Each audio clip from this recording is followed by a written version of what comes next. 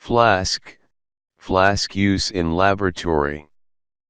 It is made of plastic or mirror. It found in many sizes and shapes. Its size depend upon volume of liquid. In school and laboratory it normally occur in 50 ml, 150 ml, 250 ml, 500 ml, and 100 ml.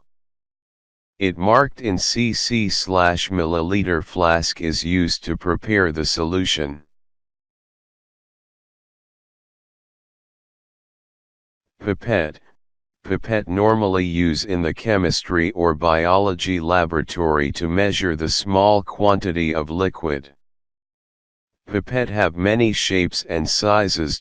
There is a specific scale of volume draw on it. It is commonly available from ranges 100 ml to 250 milliliter.